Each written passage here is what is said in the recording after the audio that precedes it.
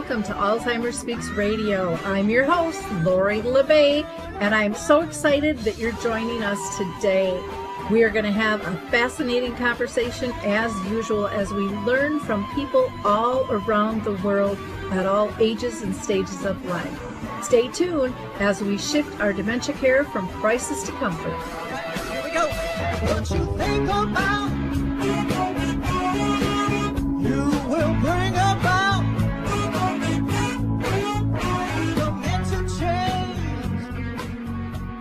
We will. Hi, everyone, and welcome to Alzheimer's Speaks. I'm thrilled you can join us today. Before I introduce our guest today, I always like to give a couple of shout outs. So one, I just want to let you know that on September 28th and 29th, I will be part of the Geriatric Care Summit for 2023. You can just Google that. I'll be doing the keynote on that, which is entitled Calibrating Care to Retain and Secure Staff and Families. And then also on October 10th, I will be doing a program called Betty the Bald Chicken Lessons in How to Care. That'll be in person at Artist Senior Living of Woodbury. You can RSVP to that at 651-493-2840 and just ask for Jana. And of course, I would like to also remind you to go ahead and check out alzheimersspeaks.com. Go to our free educational resources, and there you will find all kinds of things that we've curated. Over 10 years now, we've been pulling resources together for you. So check that out. You can also access Betty the Bald Chicken's book there and learn more about how you can utilize that as an individual, as a family, in support groups and all different types of scenarios. And then check out dementiamap.com, which is our global resource directory. Today on the show, we're going to be talking about multi-generational living, and we've got an advocate with us that I'm so excited to have you hear his insights and what he has been through. So with no further ado, let's introduce you to Danniel. Well, Danniel, I'm so excited to have this conversation with you so the world can hear it. I was just thrilled when you and I were able to talk, and I think your insights are really important. I think our world is changing, and I think this is a really hot topic in terms of how we care for one another and how are we going to survive all the things we go through in our lives at all ages and stages. So thank you for taking time to be with us today. Thank you for having me. It's a great pleasure, and I feel privileged to interact with people like yourself that has such a good cause. And as we said in our conversation, we're just trying to move the needle to a better place in this world. Exactly. I'm going to have you go ahead and introduce yourself to our audience, if you don't mind. Yes, so my name is Danniel with two N's. I guess that's my indication. I've been here in the United States for 20 years. I immigrated from Israel. And for the past 20 years, actually for the past 19 years, I've been building my career as a sales executive. And that was my whole world till everything kind of shifted. And today I hope to kind of share my story, tell it, how it's all started and where I am today. So after, before I'll share the story, I founded a Multigen Homes. It's an organization that's specializing in taking families that are in the position or in the willing to live together and help them to transition to that space with everything related to that, from how to design the space, how to build that space, and then how to facilitate and manage 3 or maybe 4 families under one roof.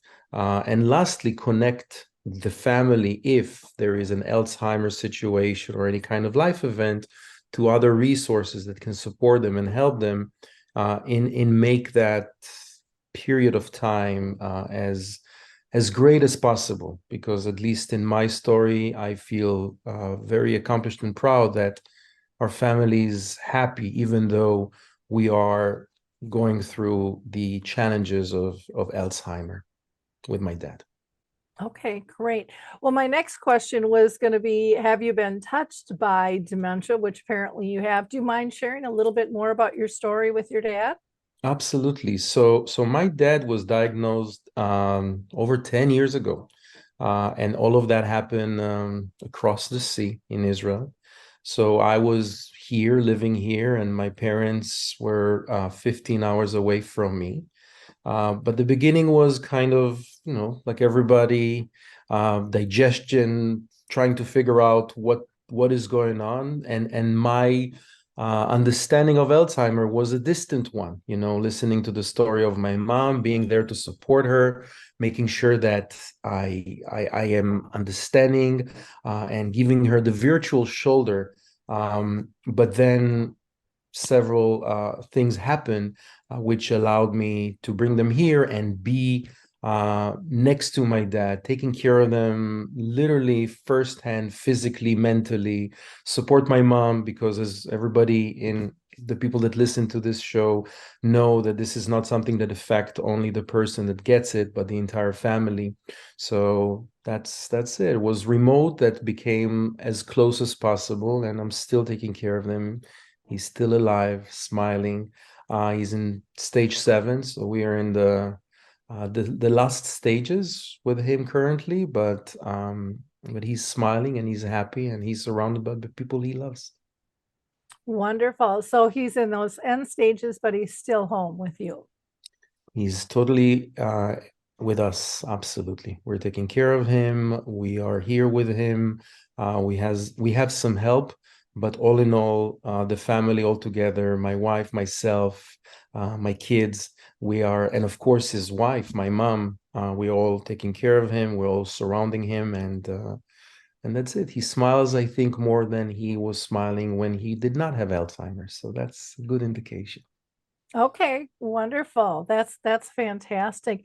Well, what brought you into kind of the multi-generational sphere to begin with? Because you said you kind of started this before you brought your dad over and things. So what were you seeing and feeling that had you step into this space?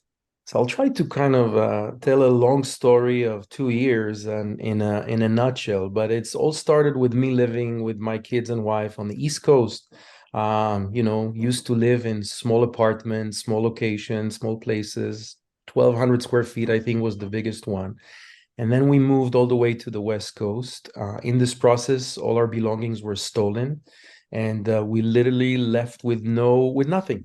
So we moved into California in a nice size house that we bought, and but it was so big because everything was not there, right? We had this beautiful library with no books to occupy them, and literally the same days that we're moving in and we're shocked about the size of the house and the fact that we don't have anything with us, my mom called me and she said, "Look, I'm sorry. I know that it's a painful thing for you, but I got to give that away. I cannot handle him. I'm done." So I said, "Please wait with your decision." I got together with my wife, and she was absolutely supportive, almost initiating this process of bringing my parents here to United States, which was complicated process by all means, from immigration to convincing her that she need to leave everything that she worked for and lived in. But the goal was clear. We need to bring them here and we need to save them, not just my dad. I need to save my mom that was in deep depression, and my dad that I will never let him go anywhere else beside being around the family. So after many convincing my mom and having the support of my wife, we brought my parents. We started the process of building a house within our house to make sure that everything is separated, and we learn as we go. What are the elements? What do we need to design? What do we need to build? My track record is construction. I've been in this industry for 20 years, so I brought my knowledge and, of course, all the other elements that we learn. And 2 days before I flew to Israel to pick them up, our house got uh, on fire, and we pretty much stayed homeless. And I need to bring my parents. So I took myself, I still continue with the program, brought my parents right here to United States, and we were kind of schlepping between hotels and rented houses. But what really brought me is what it brought me is to literally live with my dad. So while the original plan was to create separation and kind of not seeing them on the day to day, now there was no walls, no privacy. We're all in. We're taking care of him firsthand, and that taught us so much about what are the crises that might happen to somebody that is not coming from the world of taking care of of these kinds of events, of cleaning an old gentleman, of dealing with him cursing and being violent. So it was very shocking in a very quick time. But again, that's we just continue with our plan, and we continue with building our house and making sure that we learn also what is important for my mom, what is important for my dad. We now have another also a caregiver that helps us, so we need to think about additional person that is with us. So we in this process just accumulate a lot of knowledge about managing three families, kids on one side, older people on the other side, ourselves building our career and struggling as the sandwich generation. But this process really kind of put me in a position that, first of all, mission accomplished, bringing my parents. Secondly, mission accomplished. We really, all of us, from my dad that is smiling, from my mom that is shining, and from my wife that has a lot of meaning, and myself, of course, we are so happy. And it's hard to hear the world happy in the process of Alzheimer, but I feel that we were able to get as close to that.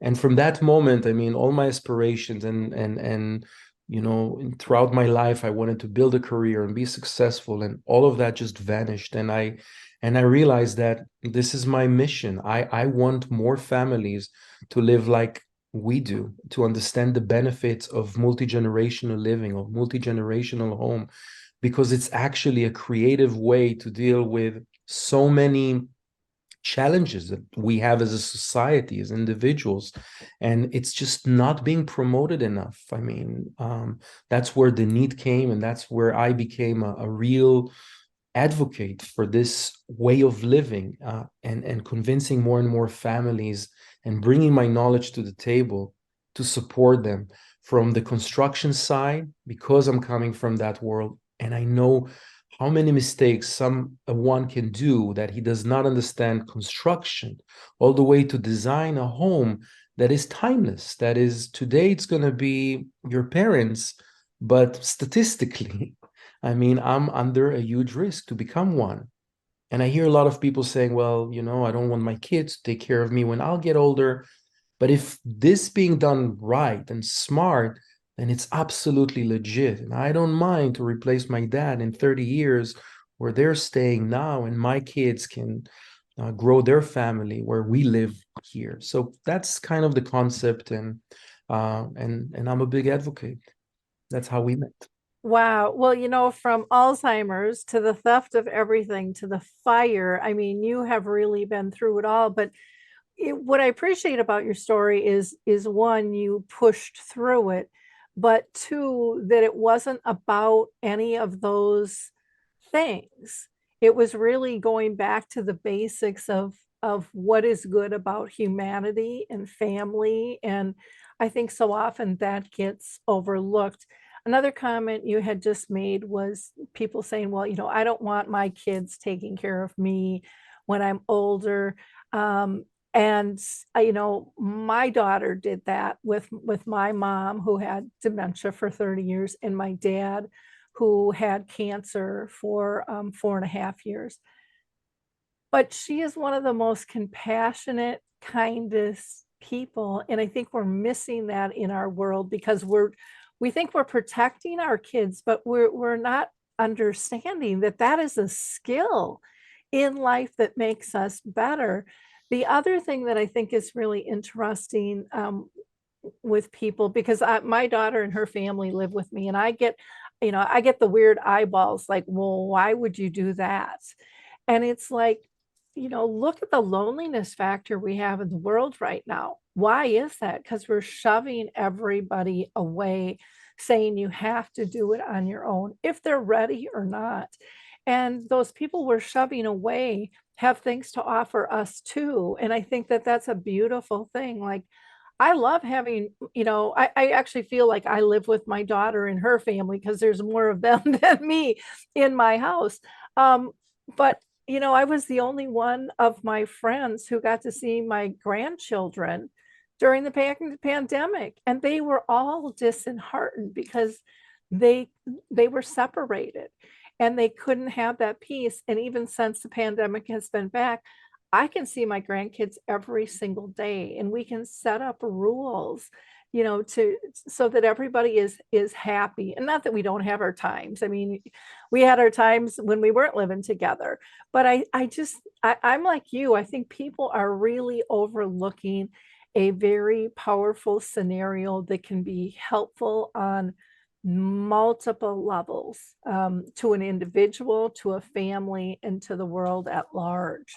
I mean, if So, you look historically, right? I mean, historically on a timeline of 1,000 years, I mean, it's only in the past 100 years mhm. that the whole nuclear family concept has been established. But throughout decades, this is how family were. This is how family did. And another note about loneliness, what people don't understand that the main people that suffer from loneliness are the younger generation, and it's not the older people. It's actually the younger, the kids. They're the ones who are stuck into their screen and losing the fact that there are people around them. So multi-generational home is definitely tackling the loneliness part. But hey, it's not just the older generation, it's more so the young generation. I mean, you mentioned so many great things. I hope we'll talk about them, but the throughout this conversation. Well, when you said that about the younger kids, the other day I have a 6-month-old grandchild, I have an 8-year-old, and I have a 12-year-old.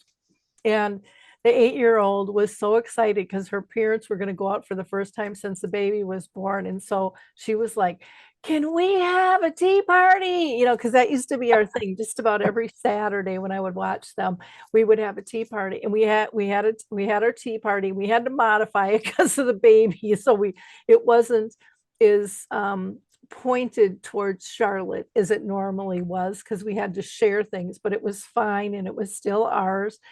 And then the other night she came up, I have, my own separate area, and she's like, "Grandma, can you play a game with me?" And so I said, "Yeah." And she's like, "Are you going to sit in the chair? Or are you going to sit on the floor?" I said, "I'll sit on the floor with you." And we played a game, and I said I didn't have a lot of time, but we could play, a few hands, which we did.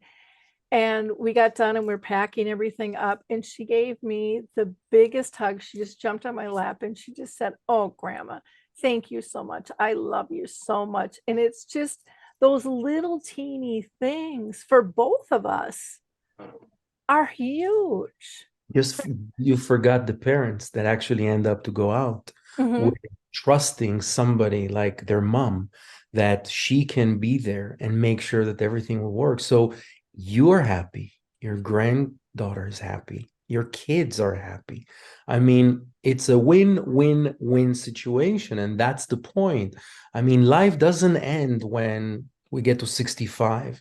Life is an evolving thing, and I think that as human beings we have to understand that and manage that proactively, that we need to create those moments because this is happiness, and we live in society that everybody are running after happiness, but happiness is real meaning, and meaning is what you just described, because it's meaningful for you to spend time with your granddaughter. It's meaningful for her to spend time with you. It's meaningful for the parents that can take a breathe. But again, we as young parents, we are always hysterical. Like, who I'm going to bring now? A babysitter that I don't know, that I cannot trust? I can only trust my mom. I can only believe in that she will be there for them. So again, such a win-win-win situation. And probably that should be my logo slogan, right? Win, win, win, not just win-win. Yeah, it is. And I think of the times with my daughter playing with my mom, coloring. And this was before they lived with us, but we spent a lot of time together with them. And they were just like two peas in a pod when my daughter was like 3, just coloring and then showing their pictures and both so proud. And I'm it looking for all my paints here that they did give to their grandparents because I have this motive too.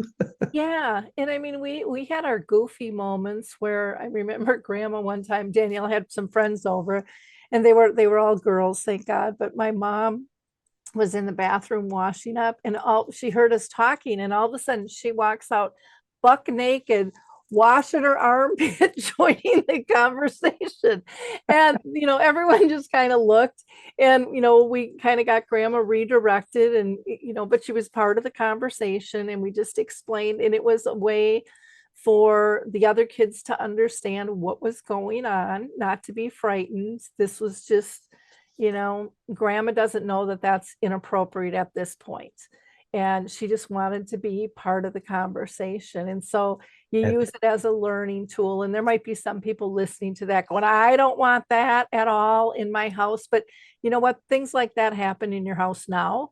And the attitude is only humor because if you're gonna put yourself in this position, like, oh my God, that's so embarrassing, versus like that is hilarious. That's funny.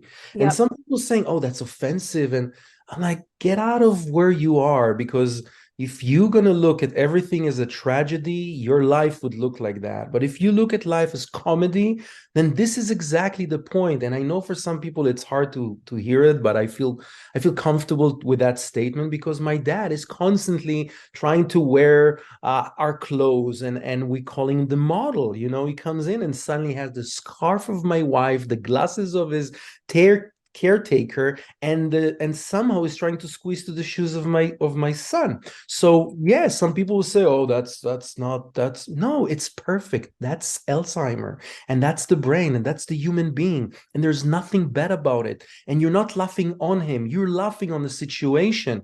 And that is a huge remedy for us to take a deep breath and just find ways to enjoy it. He or she, they don't understand. They live in their own world. Now we left now with our own interpretation. So just laugh on that. Enjoy that moment. I mean, we laugh a lot, Yep. really. So Well, and that's so true. I mean, you think of little kids at a ballet recital or something that's screwing up on stage, and the adults are laughing.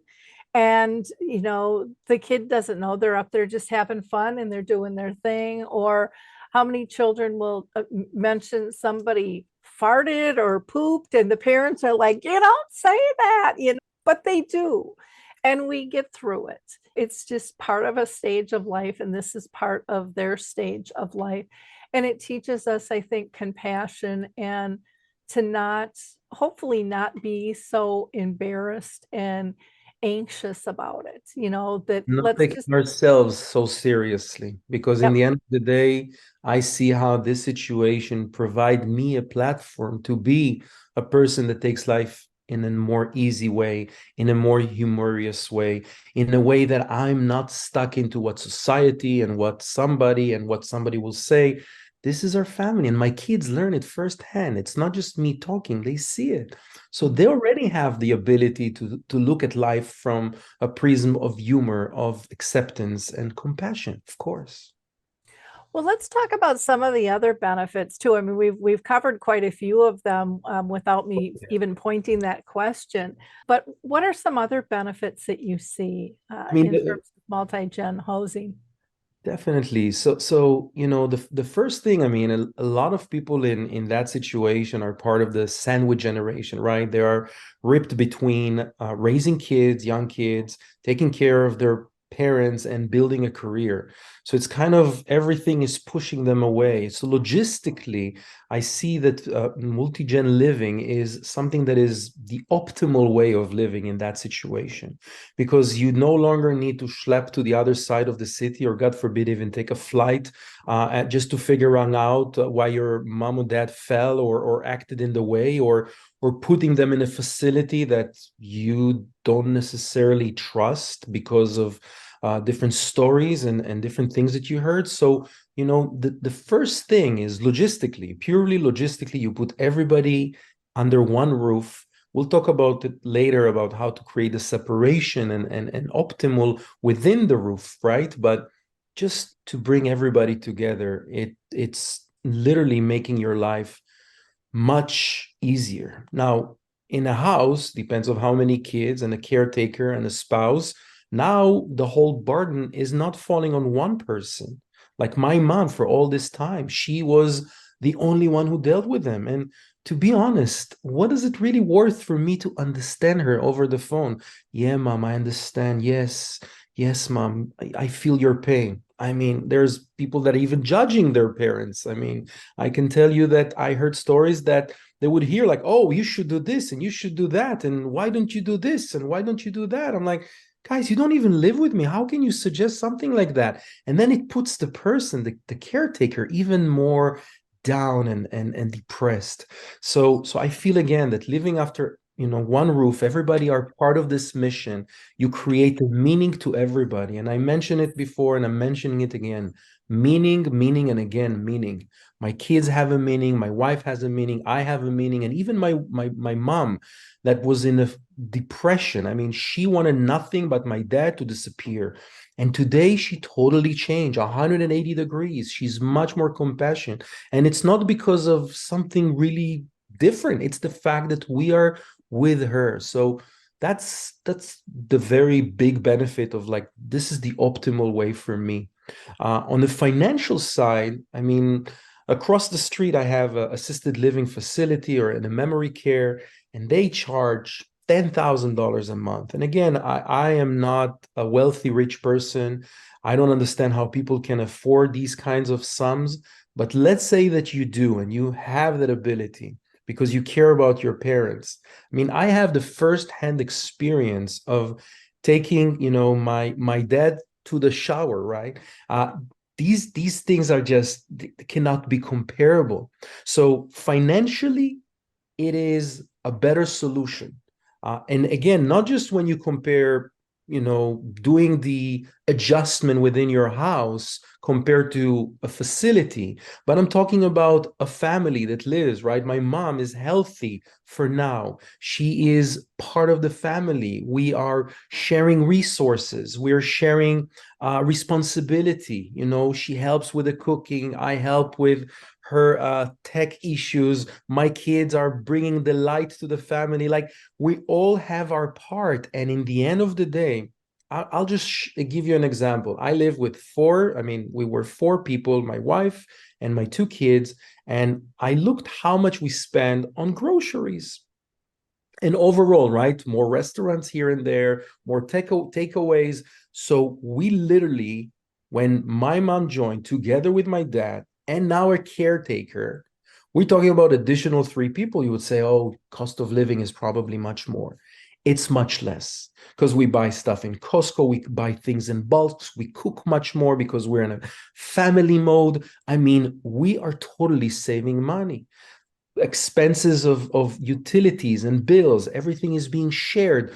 It's much, much more affordable. So financially, it is a big benefit. And again, I can go on and on and on and break it down to really all the way from building a multi-generational home is a smart financial decision. I mean, I put my house in the market just for the curiosity of that. People were willing to pay for a multi-generational home 30 to 40% more than the market price. So people are lacking that kind of product. They want that kind of product. Again, it's a huge financial. What we do in real estate, and I know your background in real estate, what we do in real estate can be much more than what we saving lifetime. So again, these are not only saving situation, these are the smart investment ways. And lastly, again, we did talk about it, but I want to just reinforce, and that's raising kids, because it is really challenging to raise kids in our generation. We honestly have no idea where this world is going. We don't know what's right or wrong. We don't know if our kids are going to have the right values and the right principles. But my biggest bet, or at least my safest bet, is the fact that they can see me firsthand, taking care of my parents, taking care of my dad. They see me, they see their mom, they see us cleaning him, they see us taking him, talking to him. It's not just, oh, you should respect the elderly. That's just a cliche. That's just something people say. But when you live in this home, when you live in this house, you live and you show them the example, and they're so compassionate, and they are so, as I mentioned, with the humor, they're so funny, and they look at things in a more easy way. And you see it, you walk with them and you see an older gentleman, they see him, they don't ignore him, they go, they approach, they tell him the whole their life story. Oh, we live with our grandparents, and it's really nice. It's and my grandfather, he's a bit mushy, his brain is totally mushy, but we love him. You see that, and you're melting, and you're like, you know what? I really don't know what's going to happen in 20 years with their personalities, but I think in the given day, right now, I feel that I'm doing the right thing. So, I mean, again, I can probably go on and on all the benefits and break it down, but I think these are like the three main things: the financial part, the raising the kids, and again, the optimal living in that situation. You're not afraid, you're not concerned. They're here under your supervision. You see their smile, you see they're happy, you see that they're content. The people that are sick, that don't know what's going on with them, yes, I told you, my dad is smiling and happier more than he was when he did not. Because when he did not have the Alzheimer, he was one of the most serious people that I've ever met. Exactly that person that would say, oh my God, look at this and look at that, and what will somebody say? And today he's smiling and he's happy. Wow, I think one of the things that hit me the most was about the meaning and the purpose of being within a family, having this support. Not only are you supporting your dad and your mom, but they're supporting you and your kids. I mean, it's a team effort. And I think that lightens the load for everyone. I think that's one of the things I've noticed in my own house is if mom and dad are working or busy, the kids always know they can come to talk to me. They don't have to stuff it, and they don't have to wait and then maybe feel uncomfortable approaching it again. They can just get it addressed. And I think there's a lot of value to that, because sometimes I don't care what age we are, I think we overthink it and then we're like, no, I'm not going to ask that. But yet it's still kind of within us, bugging us. But and then we get used to stuffing stuff instead of just being honest about how we're feeling. And I think we do way too much of that in this world.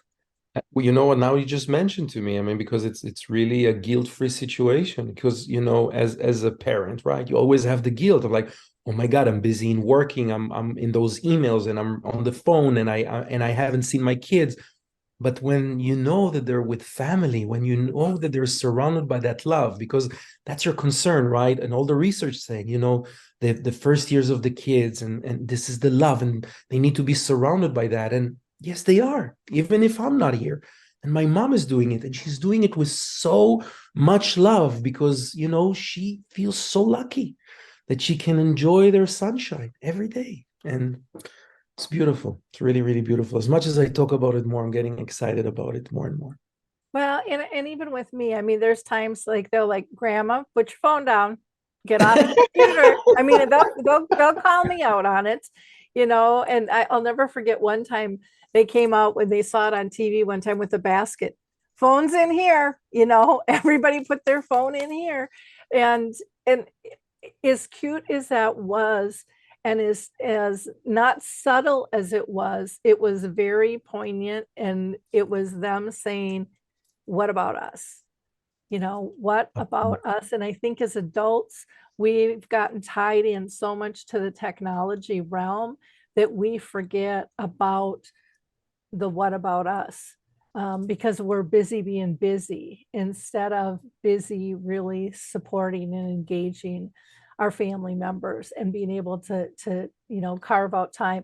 And I by no means have that down pat. I am still working on that. I probably always will be, because that's my job. I work out of the house, and I don't always turn it off when I should.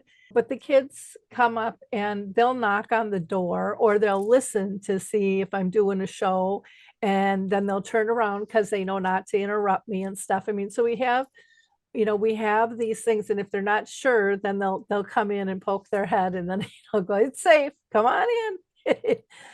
And Lucky you, because my kids, I made sure today they're not at home. Because if they're home, I mean, no matter how many times I'm telling them, they just live their own world. But again, these are great challenges to have, and I have a lot of gratitude, with those. Because if I can work from home and still be with them and monitor what's going on with my parents, I really give a lot of love and light to the people that's surrounding me. And that's meaningful, very meaningful. yeah. I'm happier than I've ever been before. That's the truth. Yeah, finding that peace. The other thing, when you had mentioned about meals and you think 3 more people, it's going to cost more money. But when you're cooking at home and when you can cook as a group, I mean, the kids can come and, I mean, everybody can kind of help, or, grandma can take over, whatever it might be, but it gets it done. And again, you're working in that team effort. So if mom and dad have to bring someone to a sports game or whatever it might be, Girl Scouts or Boy Scouts or whatever, things are still prodding along and everyone still feels purposeful and is appreciative of that. And again, another way to cut costs where we don't really even realize how much we're spending until it cuts back like that. Absolutely. Huge, Absolutely. huge, huge difference. Which I have Excel spreadsheet that literally show it to people how much savings can be done here, just by this point alone. Mhm. You know, what is, I want to ask you this question.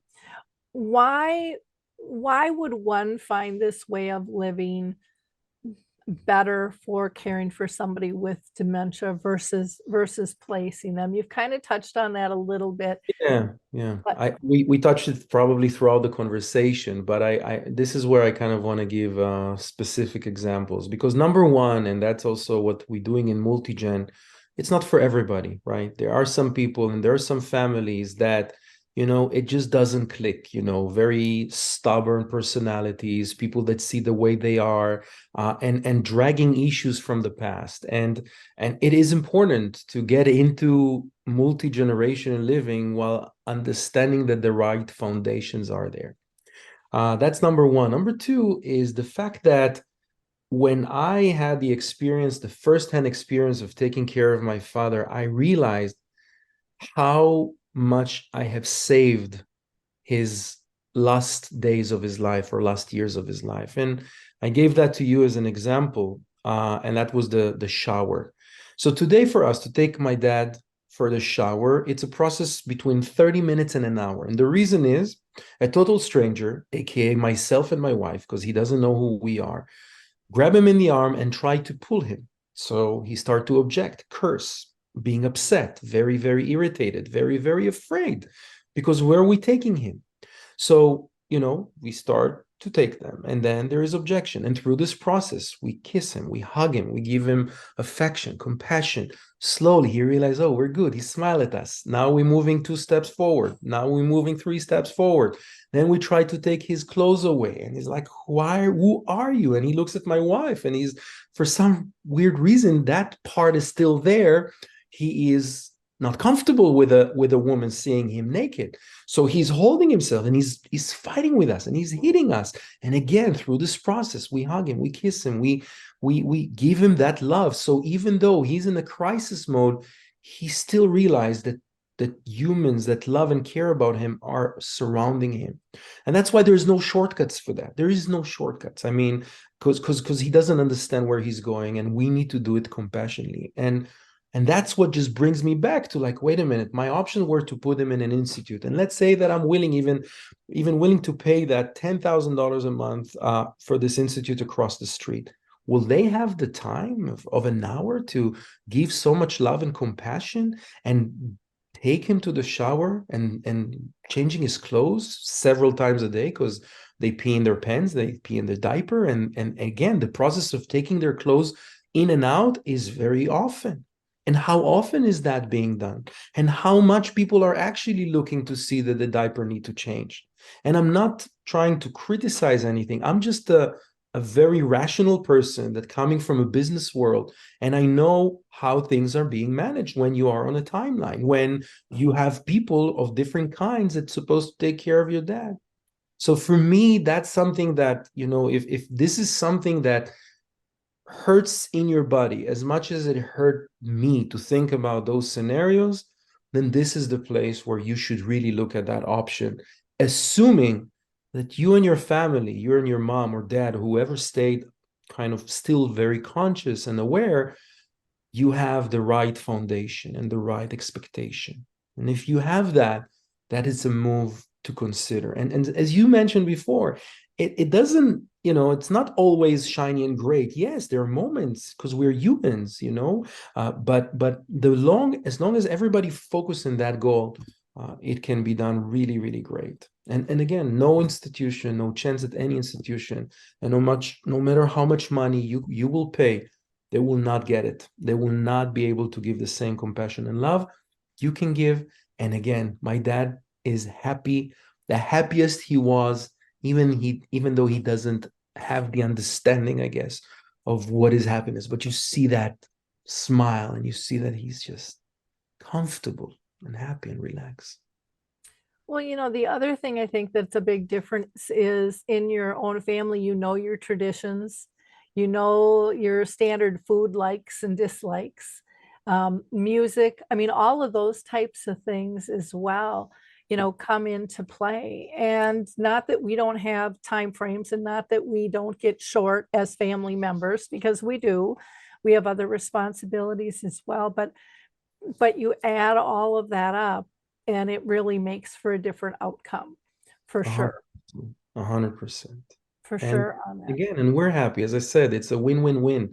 So everybody in this constellation is extremely, extremely happy, meaningful, and we all have the sense of gratitude. Exactly.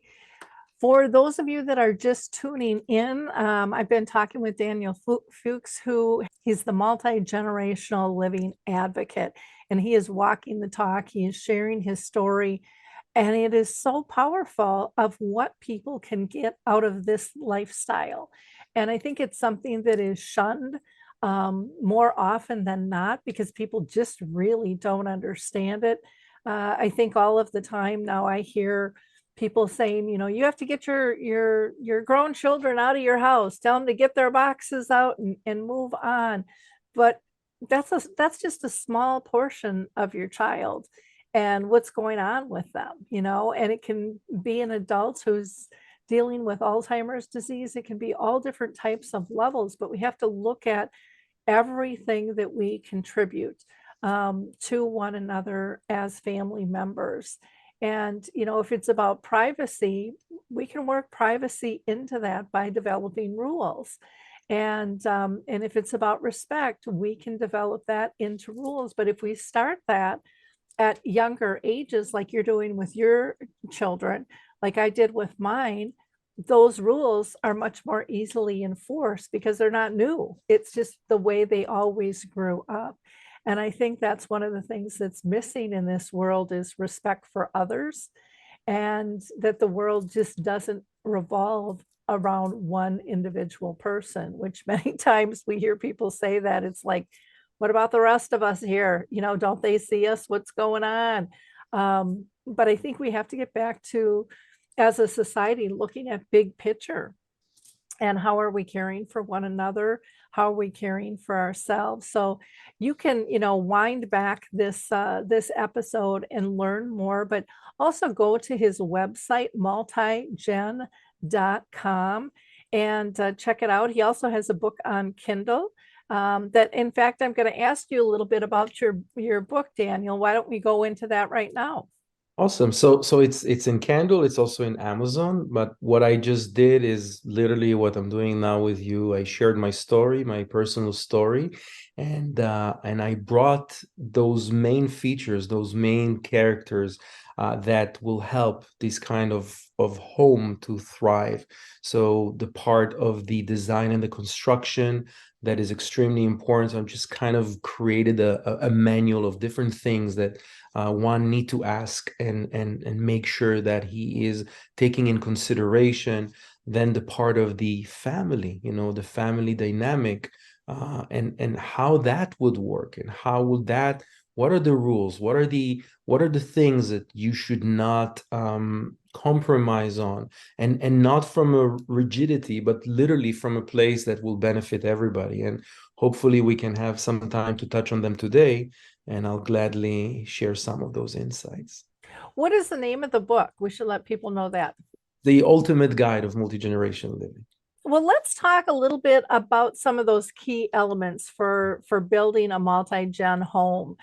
What would you recommend, especially for somebody with dementia, that you need in a multi-gen house? Absolutely. So first and foremost, again, people that are getting into the construction part of any project, even if they just want to remodel, they're usually not coming from this world.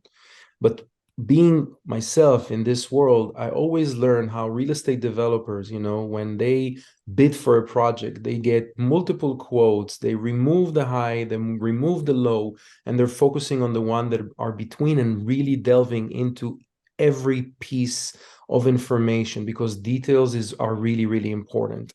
And there are people that are not necessarily have the same value. They want to sell you the job. They want to make sure that they're getting their money, and they don't really care as much as I bring into this table. Is like, guys, let's put the money on the side. Let's make sure that you're getting what you want, that you're focusing on what you want, you're asking the right questions. So the first thing that you mentioned before is this privacy. So privacy is not just about setting the rules and the boundaries within the family, but literally creating those places of privacy. So for instance, insulation, right? This kind of product that is in between the frames of the house. So yes, somebody can tell you, yeah, I'll put the insulation in, but it's important to understand that there is different types of insulation, and there is an expensive insulation that is a soundproof insulation. So it is huge, because right now, if you want to feel that you live in, yes, under one roof, but the kids that are running around don't drive you crazy, a proper good soundproof insulation is not just important, it's a key. Because these are the little moments that you're like, okay, I'm in my own castle, I'm in my own space, I don't hear much. I mean, of course, you don't design a studio. When you design a studio, you'll be totally insulated, but within the house, you can play with it. So that's extremely important thing to, again, as we said, you meet with a contractor, make sure you ask the right question. What type of insulation are you putting? I want to see example. I want to see a sample, or even define to him, okay, that's the type of insulation that I want in between the room and also in the ceiling. So I'm not going to hear everybody walking on my head. So that's, again, a little example of how important privacy is and how it's coming into fruition when you design the space. Can I Another, interrupt you right there?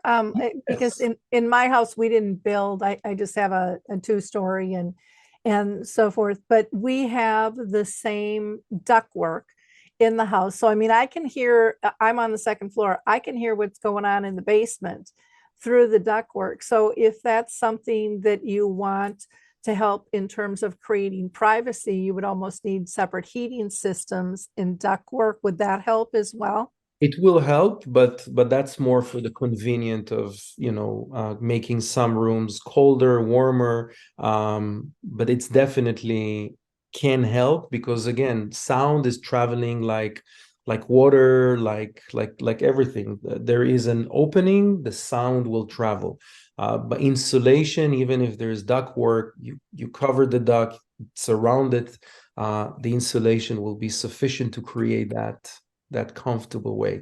But if you really, as I said, you're not designing a studio, right? Because if it's a studio, then the socket of the electricity can also be something that the sound is traveling with. So you're not gonna isolate everything, and that's why I'm saying it's really not just good enough, it's very, very good, as long as you using the right insulation product.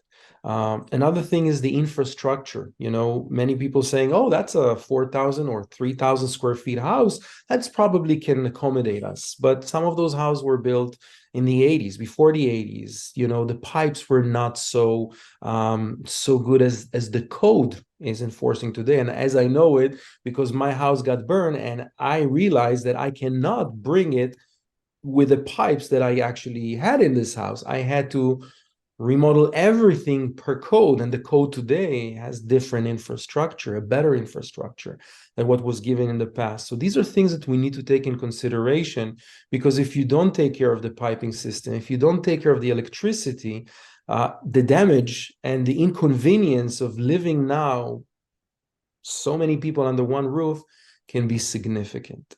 You also want to think about single level design, making sure that, the parents and the older generations are not on the third floor. I mean, they should be on the first floor. You want to avoid stairs whenever is possible. Again, because you need to think about not just necessarily what's happening now, because things can change very rapidly, like a diagnosis of something, right? So it is extremely important to keep that in mind.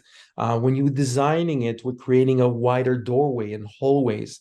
One thing that, for instance, we did in a different project, we took windows and we just made them doors. So imagine like windows that went out of the house, we just converted them to doors in a wide, like instead of a 32-inch that was recommended, made it like 42-inch. So a wheelchair with a ramp can easily go in. And we created many of those entrances. Number one, tons of light goes into the house. But again, the loved one can access the house from different places without the need of step, without the need of something that can not only be not comfortable, but jeopardizing. We all know that there's so many incidents of people that are falling, and from a simple fall, of you believing and thinking, "Oh, nothing, why would I fall?" This is where they're falling, on the steps and on the bathroom. So the bathroom's the same thing. You need to install like grab bars in the shower. We installing them also throughout the house, where there are corridors and next to the stairs. Yeah, it maybe for some people it doesn't look so good in terms of their aesthetics, but it is a life-saving. And the consequences of falling are so much more than a little bit of aesthetic, unpleasing style of grab bars. Lighting is big. I mean, we can talk about lighting for hours, but as the age increase, the lighting must increase, because we don't see the same, and we don't necessarily are able to see the pills that are on the counter. I mean, literally depends on the stigmatism that you might have or any kind of eye condition. Lighting is a big part. Also, the choice of the colors, right? The choice of the countertop. If you put a granite countertop, a lot of things in this busy look might be your style, but we need to think about things that are more practical, using a quartz surface or corian to make sure that it's more solid, that you can see the pills, that you can see the stuff that are on the counter. Non-slipping floors, emergency systems. I mean, these are the things that I detail in my book. And again, I am creating content about it. I'm not trying to keep anything within me. I'm sharing all this knowledge with everybody. So you're, again, welcome to check my website and keeping updated, because I constantly sharing that information. It's not my knowledge. It's a shared knowledge. I just interviewed a couple of gals on bathroom safety, and one gal, Maria Lindberg, has a company called Toilet Talk, and she's an occupational therapist. And the other was Becky Wright with Ponte Giulio, who really is over in Europe, in Italy. And they have, for a lot of their grab bars, they have different color coats that you can have, so you can blend things in, and they're not as slippery and stuff when wet. There's so many variables to all of this. I mean, I think of too, when I was in real estate, people don't know what questions to ask, and builders aren't so forthright.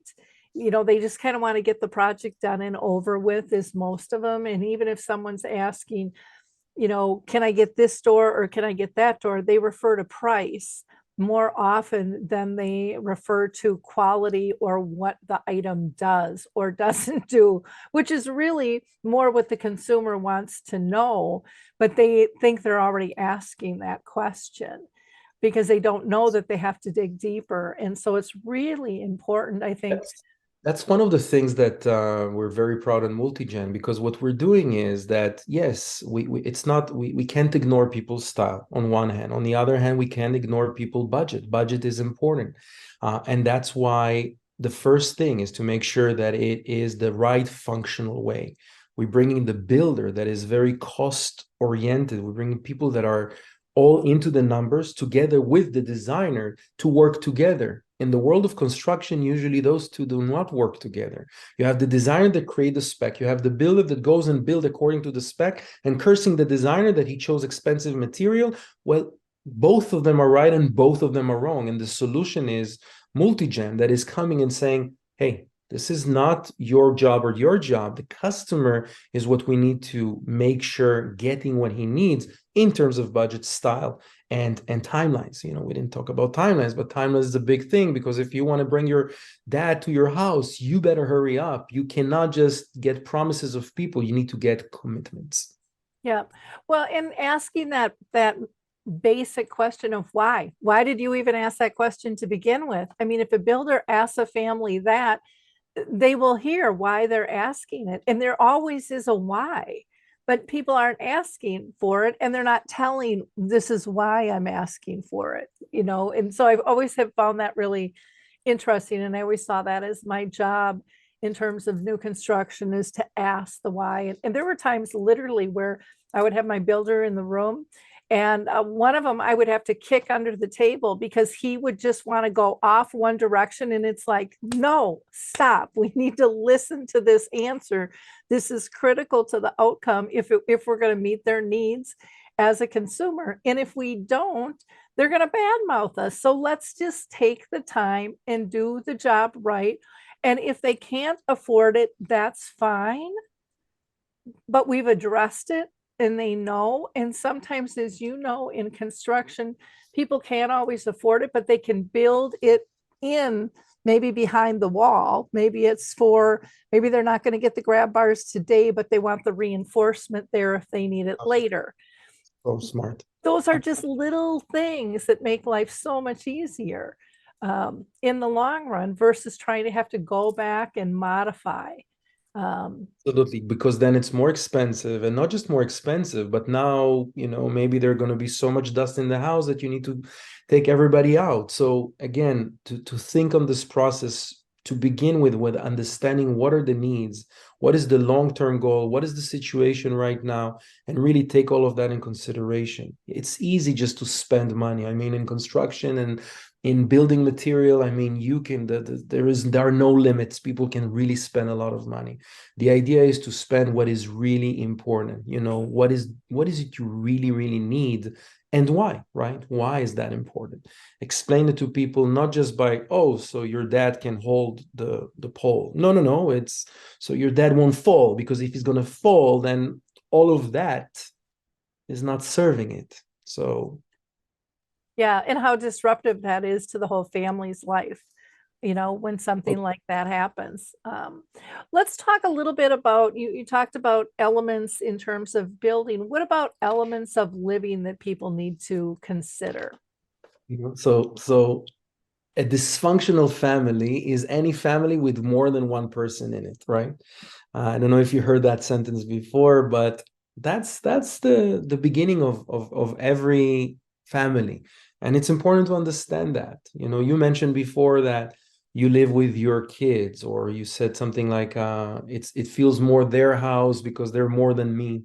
But in the end of the day, I think that one of the main rules that we put ourselves on the table is to make sure that my mother feel at her home, not a guest, not a part of our family, but she is in her own home. And in order to establish that, open communication is not just a good cliche to say. This is a necessity in order for this to work, because if people don't feel comfortable to communicate what bothers them, what they don't like, what they dislike, what's the issues, then they're living in their own little jail, right? Because they cannot say what they feel, and that means that they don't feel at home, right? We feel at home when we walk with our, where we feel comfortable how we look, when we feel comfortable how we talk, when we could feel comfortable to be with ourselves or next to the people who live with us. So the key here is really open communication. Everything is on the table, nothing is hidden. On the other hand, don't forget the constant gratitude, because we all people, we all, if my mom cooks a nice meal, nobody in the table will be like, oh yeah, sure, whatever, thanks. No, no, no, no. It's impossible, and it's dangerous, because people need to feel this gratitude, and not only get it from others, but also constantly give it to them. Share this gratitude with the members in your family. My mom is sharing the gratitude that we saved her life, that she's happy, that she's shining, that she's here with us, and that just makes everybody more happy, right? It's one of those, when you learn on what about happiness and the science of happiness, gratitude and gratitude journals, and being thankful to your surrounding is one of the very, very basic happiness features. And that is something that is a skill that you learn. And if it doesn't come to you naturally, right, with the kids, for instance, it's something that you teach them constantly. Respecting the differences. Every generation have their own sets of value. Like, my mother originally is an immigrant from Russia that immigrated to Israel. I am an immigrant from Israel that came to United States. My kids are American as it gets. And our caretaker is from Colombia, right? So we are a mix of cultures and differences and different perspective. And that's why it's really important to remember that judgment is the poison of a family. If people feel that they are judged, okay, for instance, my mom can see my wife and I doing something that is not part of her understanding, part of her generational set of values. The last thing that she needs to do is to judge us, because the moment you feel judged, this beautiful house of cards can collapse. So judgment is one of those things that you put 3 red lines underneath to avoid. So in addition to the gratitude on one hand, it's the judgments.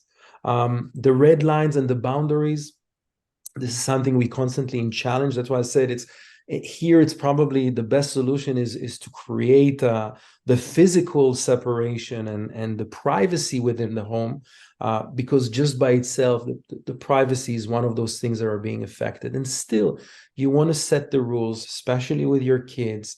Where are the boundaries? Where are the red lines of hey, you need to be quiet in those times, or you need to be respectful with your grandmother time, and don't just go into her room or to her unit without announce yourself, or because again, that's where you don't feel that you live in your own home.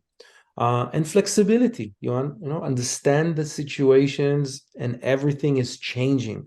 Life is changing all the time. The only constant thing is change.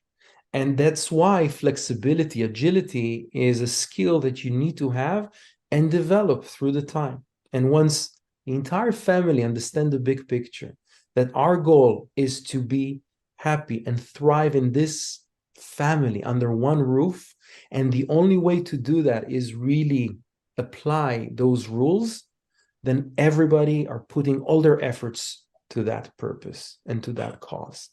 And these are, again, just few of the things that I mentioned here, and I mentioned in my book, and I'm mentioning and working with families before we start the process to see if this is something that makes no sense, because you really see the clash of personality, and don't even go there. But if you go there, then working with the family throughout the construction process, during the process, and after the house is alive, That is the key element that we are offering as part of this package, as part of the solution for families to enjoy the multi-gen living.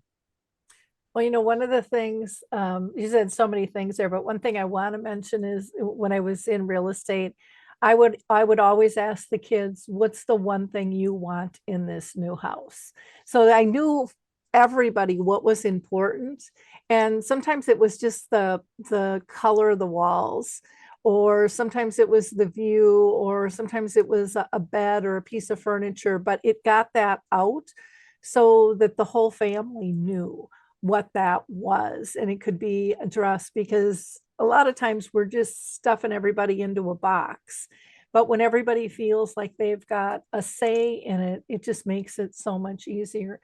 I loved your phrase, judgment is the poison of a family. That is so true. And your other one was, a dysfunctional family is anybody that lives with really anyone else, because we all, I think we all think our families are dysfunctional, but every family has that side to it. And it's a matter of us getting all on the same page and communicating better to get rid of some of that dysfunction, and to appreciate the gratitude, and probably get rid of some of the judgment that exists, within the family And, system. and all of that is easy said than done, and that's why I'm saying everybody need to understand to set the right expectation. It's not a walk in the park.